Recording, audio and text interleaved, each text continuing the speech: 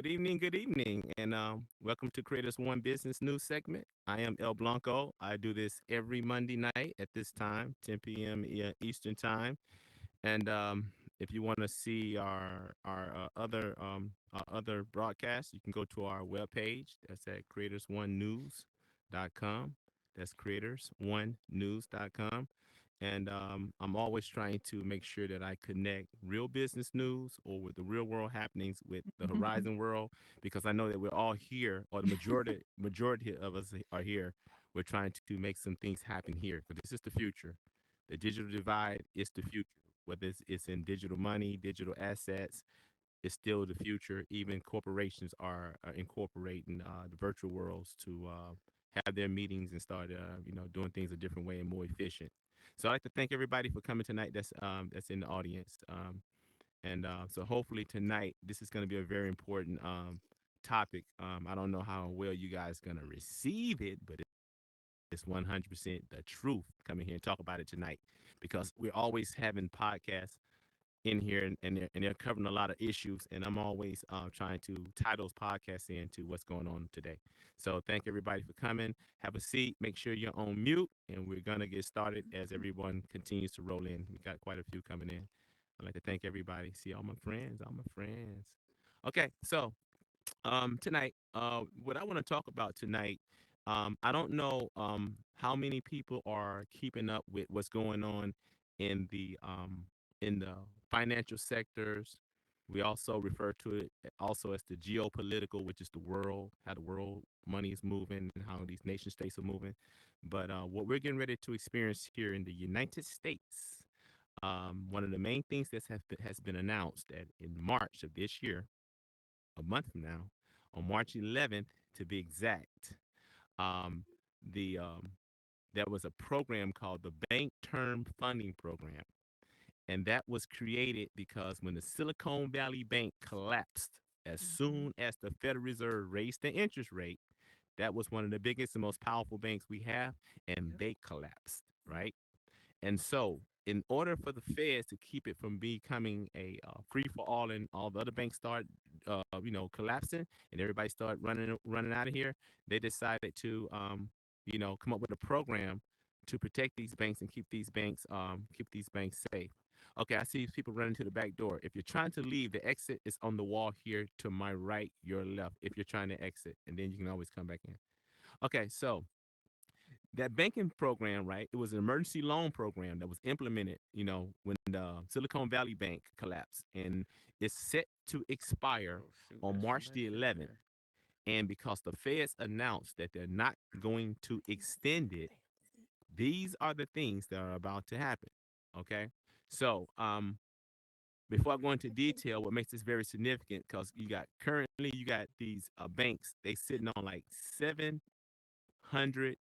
billion of what they call unrealized losses. That means they're not losses yet, because they're sitting on the books on the liability side of the accounting, right? So you have debits and credits. Some are liabilities. You know what I'm saying? And some are assets. So liabilities on one side, assets on the other. But they know that these all of these assets are going to fail. They already know, because the projections are already in. And one of the reasons they know these assets are going to fail. And when I say assets, these are bank assets. When the banks give out loans, these loans are for houses, they're for loans for businesses, they're loans for everything, right?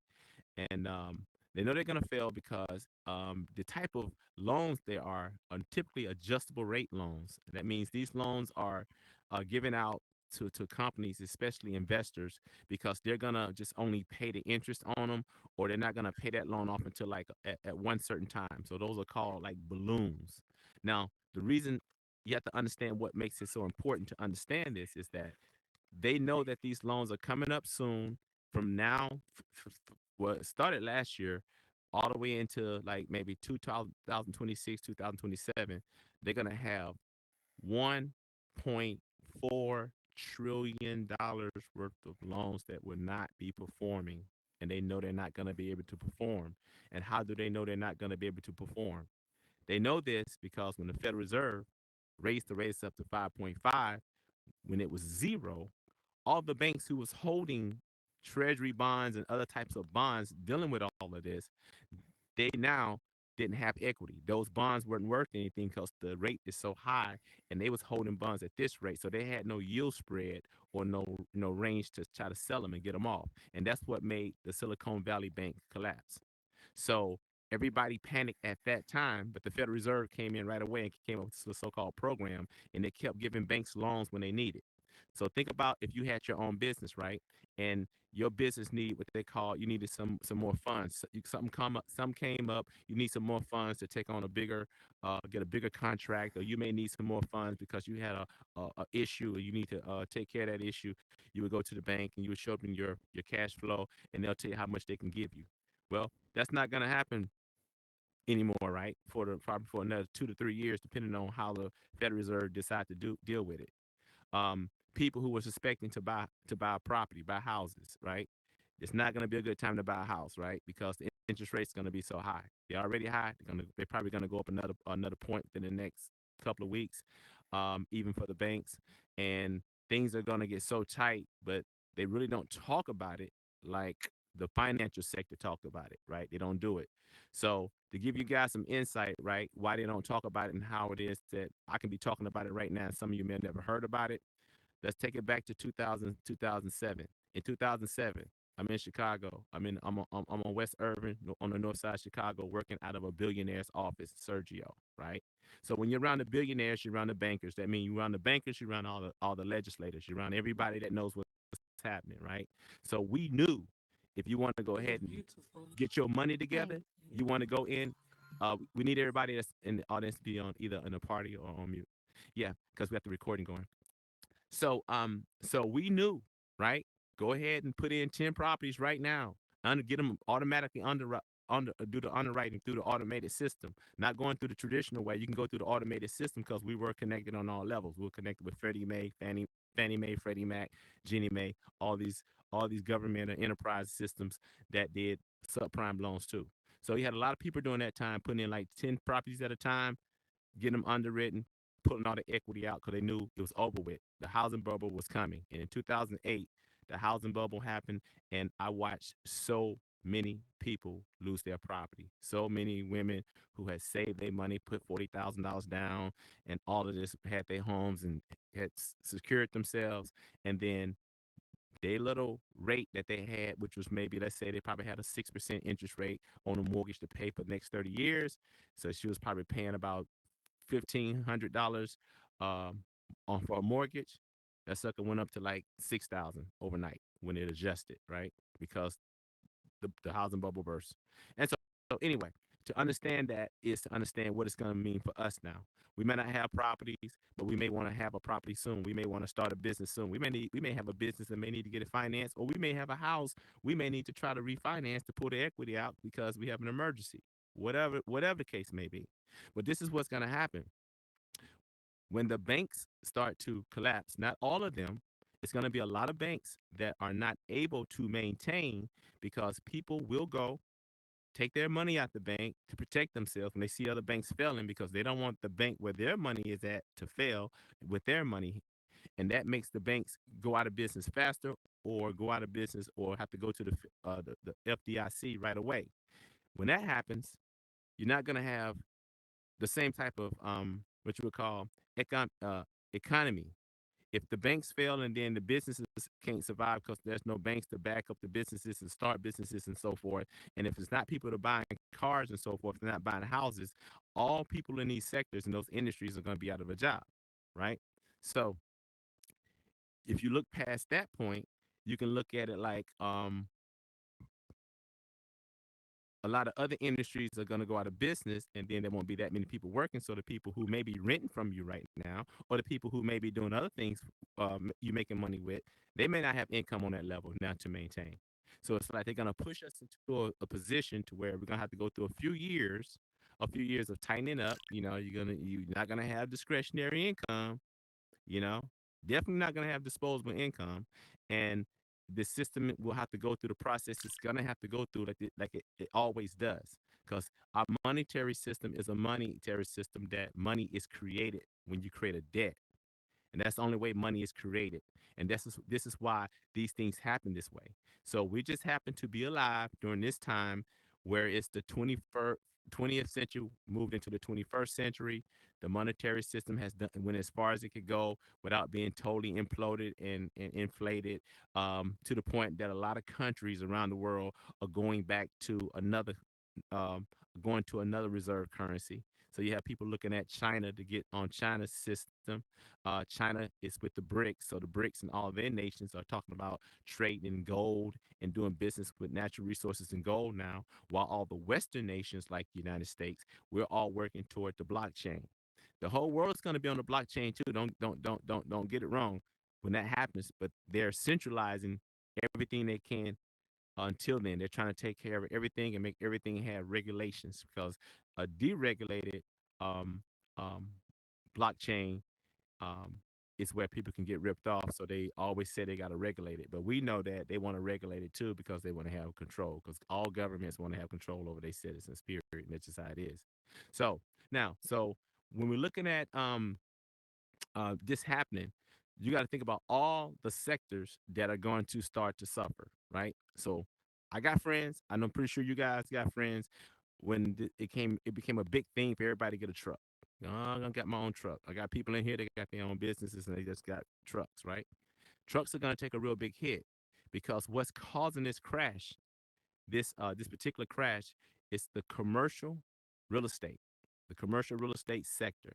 It is so massive, so big, and when when um when I used to work for the Clayton Group, right, we used to do audits, right, because um, the commercial real estate is bought, right? So you got all these companies that hold all these buildings, right? And these buildings like the Trump building, all these major corporate buildings, even malls, strip malls, and everything, right? And we have to audit them to see exactly which ones are performing the best. Because if they're performing at an A rate, we take them and put them in an A file. If they're performing at a B, C, and D, we do it that way, right? And they package them, right?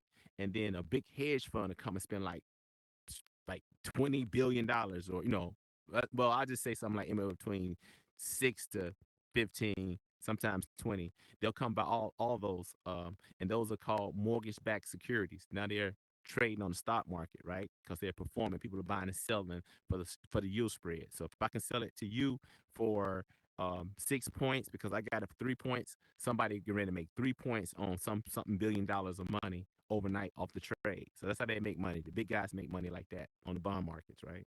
So we used to package up those things, right? And we could tell um, what banks were failing, whose bank loans was not performing, and even when you start talking about consumer loans, we sometimes we did some of those too.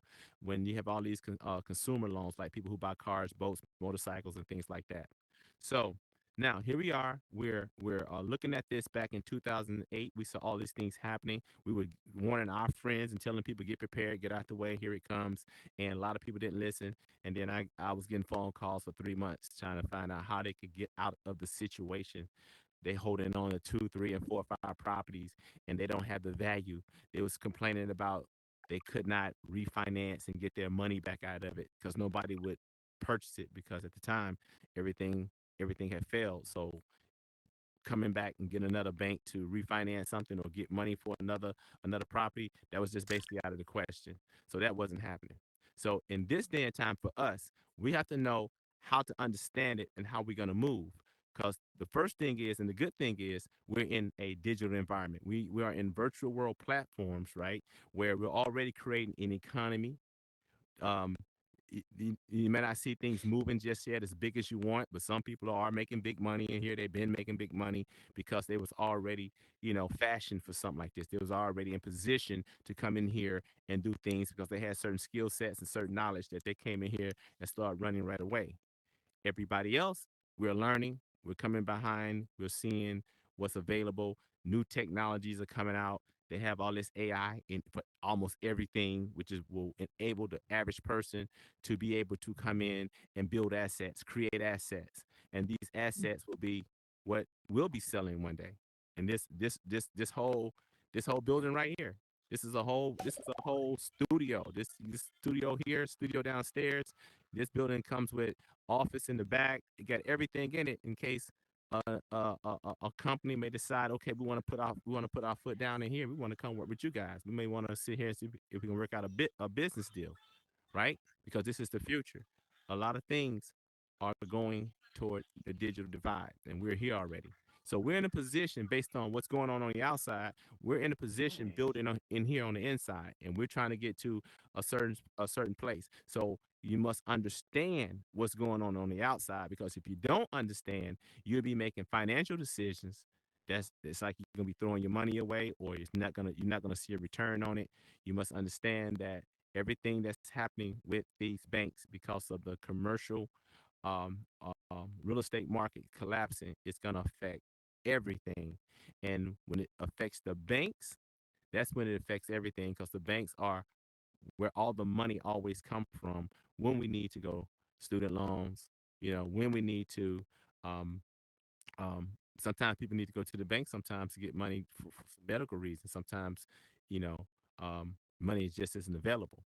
And because we had the housing burst back in 2008, I don't know if you guys remember, um, Obama put a plan out that allowed regular people to do crowdfunding instead of, back in the day, you couldn't do crowdfunding a certain way. It was just Kickstart and GoFundMe, things like that. But he made it to where you could actually do crowdfunding and then even um, do a public offering. That means take a business, your own private business, and take it public and get shares. So you get out there, your business is worth, let's say, 50,000, but then you sell all these shares overnight. Your business could be worth 10 million, depending on how many shares people bought. Okay, so things like that, those were changes. These were changes that were happening as we was progressing in the financial markets, and as we progress in technology.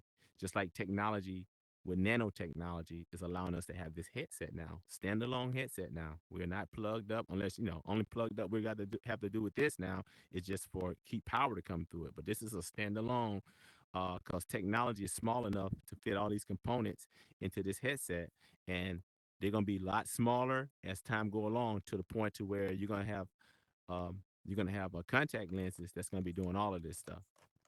It's gonna be just that deep, y'all. We heading in that direction. So tonight, I just want everybody to understand that on March the 11th, that program ends, and banks will not have any more safety nets. So when the safety nets end, they won't be able to give out certain types of loans.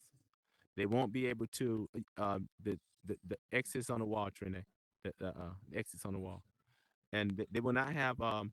Yeah, you have to grab a seat. It's working. Yeah, yeah. They won't have the ability to give out loans like they would usually would. And even if they did, the interest rates are so high right now because the treasury rate is already set back high after being zero for so long, and so it's almost difficult um to get the kind of financing you need to get unless you have such high credit scores um that you can be eligible to get certain types of financing. Like one type of financing, if you had an 800 score, right? They call it a Nina. That means you don't have to show no assets or no income. You don't have to verify anything. But the average person, they're gonna want to know what's all your assets, what's all your liabilities. When you see your bank statements, got to see last 3 years your income tax, and then we got to see how much your income is that you got for the last 3 months, as opposed to when you see all your debts, and then they'll do a ratio. And if your debt ratio, if your debts is like 37% and under, of your income, 37% of your income is going out into debts, then you pretty much can get almost any kind of loan out here, especially if you got a high score. But if you got a high score, you don't even have to look at that. And then they have other programs I remember doing, which is called SIVA, SIVA, some income, you know what I'm saying, and few assets. So those would be the people that was keep it moving.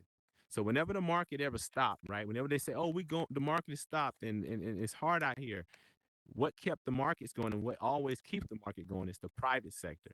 And that's what I be talking about all the time, trying to get people to understand what I be talking about when I talk about the private sector. The private sector, they typically are the people who have foundations, trust, and these trusts have major hedge funds And these are government enterprise connections, so they're always going to have money because their money is what you call private equity funds, right? That means their stuff is secured, all their assets are collateralized and secured, and their money makes money. While we out here working for money, their money makes money. So that's how come it pays. If you ever hit the lottery, don't go berserk at all. Go find out who you can take your money to. Get your own self-directed investors account, or some people know what I'm talking about because they have a IRA, and they move their IRA into a self-directed IRA. But you can have your own custodial account and put that in the hands of a firm that all they do is make money. Yeah, I put my money in y'all hands because that's all y'all do is make money. Y'all make money off my money as long as I'm seeing a certain percentage annually compound every year. So if you hit a big lottery, you can end up letting somebody hold your money for a year or two, and next thing you know, your money will never decrease.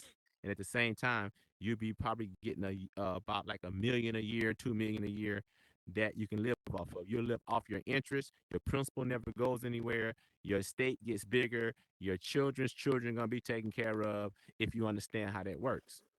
So now, the people that know about this stuff, they're not telling us. Mark Zuckerberg back in January sold about $500 million. Well, I'm gonna say 400 and something $1 million of shares at the beginning of this year because he knew what was coming. So he was not gonna leave a lot of his assets, right, even in stock, because remember, stock is backed by stocks have their value and their wealth based on um, the companies, right, and the companies value of stock maintains value by the way it's performing. And when companies won't be able to perform, or things take a turn because the whole industry is taking a turn, that's when the stock prices go down. He knew what to do. Him and all other people that have major money. So just remember, all of these industries. It starts with the commercial real estate, and the commercial real estate. All the banks that loan on all this commercial property, they are in the trillions in debt. And those people who own those properties will not be able to pay these banks. And these banks will end up holding these things. And if the banks is holding these debts, right, they're gonna have to find a way to come out of it, which they can't because the bond market, like I said, the interest rates on the treasury notes are so high, and all the mortgage notes they have that they could sell are at zero because they were holding the ones that they had for years. They can't come out of it. So these banks will eventually collapse, and the more banks collapse, the more industries, the more local industries. Even we're talking about even car dealerships. We're talking about a lot of things. And if you've been paying attention, that's why technology is changing. That's why they're moving toward, you know, all of these new technologies, these new industries, and they've already been steering. They've been steering us to get on these headsets, y'all. The pandemic was one of the, believe it or not, I don't want this to sound conspiratorial. Believe it or not, the pandemic was one move of theirs to ensure that we get climatized and get in here because they got another one coming. They already announced it. They got another one coming. They already announced it. And I'll probably talk about that on one segment and tell you why and how, and I even give you the sources. But they're doing things because they really want to move us into another technological environment, and because the monetary environment is already exhausted. Every major empire has always imploded at some point in time. In this case, this money that we have called the United States dollar, the world is giving it back as fast as they can. They're giving it back. They don't want to operate off of it. They're no longer are being forced to buy oil with the dollar because the dollar was called the petrodollar to the rest of the world because you had to have the United States dollar to buy oil. They're getting out of that. And if they're getting out of it, then our money is only really going to be good here, but it's going to be inflated. And if that gets to the point where it causes such a trade deficit with us and other countries, then that's a bigger problem, right? So that's why you see our country is very active, straight active in a whole lot of foreign policy right now. Wars everywhere, disrupting everything, trying to put people in position to stay on this side, stay over here with this side or whatever, as they're moving to maneuver everything back in place. And once, like I say, once the blockchains are set up and we go to cryptocurrency, I'm gonna be a happy camper. right? Because in here, I was telling people, I use the same example all the time. I tell everybody in here, what if you made one asset and over 3 years you sold that same little asset to at least 1 million people for $1? You made $3 million over 3 years because people will buy something they like that's cute or whatever. Or even if you do a program, they do it to support it. If you do that long enough, you can make $1 million off a digital asset. Well, what if you had my ideas? You're gonna do digital assets like me. I got NFTs already, but when I did my NFT cost me 7 grand because I didn't have no skills and we didn't have this, you know. Now I can get out here and use I can use 3 different chat GPT programs and make a just as quality NFT that that person charged me $7,000 to do. And when he did it, he used Blender. Only reason Blender stood out to me when it was talking about Blender in here because the guy that did my NFT used Blender. It was like, oh wow. So we're here. So once you make these particular assets, no matter what it is, if you create anything, you have now created what you have digital uh, property rights, right? Digital property rights, and that means you have an interest in your property at all times. So just knowing that you're in the right place at the right time, and as things take place out there, just be prepared to always when you hear stuff on the news, don't just listen to the hype because that's what they want the surface information to get circulated.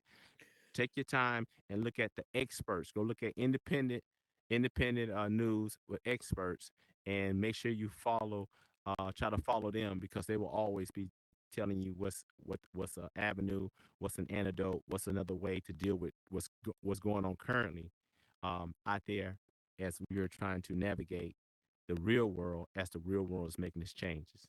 So tonight, that's what it's been about to y'all. I want to tell y'all about that. Like I said, you can always watch us on our website. Go see any of our segments. We have many segments. You can go to our website, creators1news.com. Creators, that's plural, creators with an S, one ONE, news.com, and you can see our different shows and our different segments. And if you want to book any of us, if you want to book us for anything, we have many talents. We deal with everything from music to business, and you can book us right off our website. So thank you for coming tonight. Thank you for being a part of the audience. And I am El Blanco, and this is Creators One Business News. Thank you.